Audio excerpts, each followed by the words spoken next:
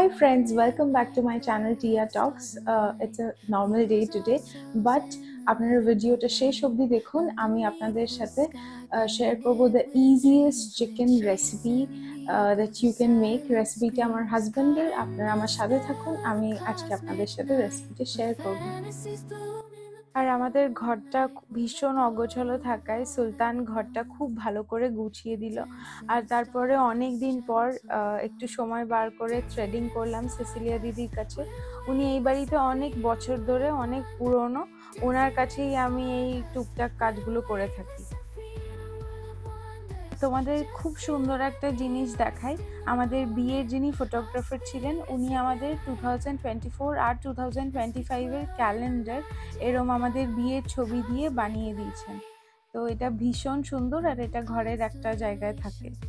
আর এই ক্যালেন্ডারটা যেখানে থাকে তার ভেতরে এই ছোট্ট গ্লাস জারটা থাকে, যেটা আমার ভীষণ পছন্দের। আর যেগুলো হারিয়ে যাওয়ার চান্স থাকে, যেমন ছোট ছোট পেন ড্রাইভ, ওগুলো আমি এটার মধ্যে রেখে দিই। তো এইভাবেই আমি চেষ্টা করি যে জায়গার মধ্যে একটু ফিট করে দেওয়ার আমার পছন্দের জিনিসগুলো।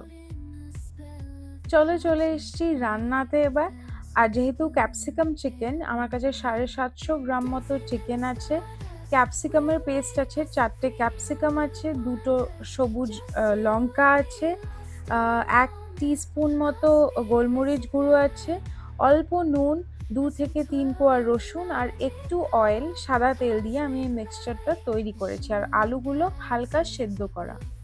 যেহেতু এটার মধ্যে এক্সট্রা জল পড়ে না রান্নাটায়, তাই জন্য ক্যাপসিকামটা পরিমাণ মতো দিতে হবে। আমি 4টে নিয়েছি, তোমরা বুঝে নেবে চিকেনের পরিমাণ বুঝে।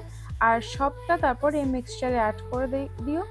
আর নুন দিও, নুনটা স্বাদ মতো দিও আর বুঝে দিও, কারণ আগে অল্প নুন দেওয়া হয়েছে। আর তারপরে খুব ভালো করে চিকেনের গায়ে পুরো মিক্সচারটা মাখিয়ে নিতে হবে।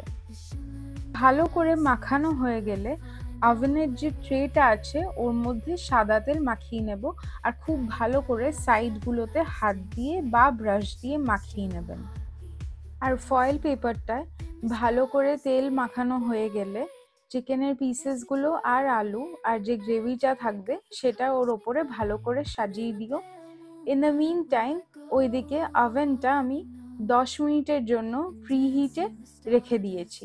আর এর মধ্যে কিন্তু কোনো জল বা কিচ্ছু যাবে না। ক্যাপসিকাম চিকেন একটু গায়ে মাখাই হয়, তোমরা সাদা ভাত দিয়ে খেতে পারো।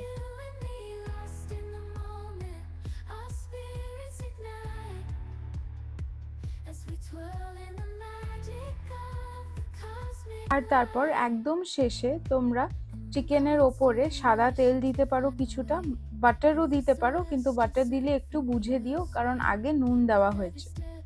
আর তারপর আমি সোজা চলে গেলাম ওভেনের দিকে। চিকেনটা 45 to 50 মিনিটসের জন্য কুক হয়েছে at 180 degrees. And in 50 minutes my capsicum chicken is done. তোমরা প্লিজ এটা ট্রাই করো। এটা ভীষণ হেলদি একটা রেসিপি অ্যান্ড ভীষণ ইজি। তোমরা চাইলে আরও কম তেল দিতে পারো, বাট ডেফিনেটলি একবার ট্রাই করে দেখো। আর আমার ক্যাপসিকাম চিকেন তো রেডি হয়ে গেছে, and that's a wrap for today. আর আপনারা আমার চ্যানেলটা প্লিজ সাবস্ক্রাইব করে দেবেন, ভিডিওটা লাইক করবেন, শেয়ার করবেন, কমেন্ট সেকশনে কমেন্ট করবেন। আপনারা সবাই খুব ভালো থাকবেন। দেখা হচ্ছে আপনাদের সাথে নেক্সট ব্লগে। আর আমি এখন চিকেনটা খেতে চললাম।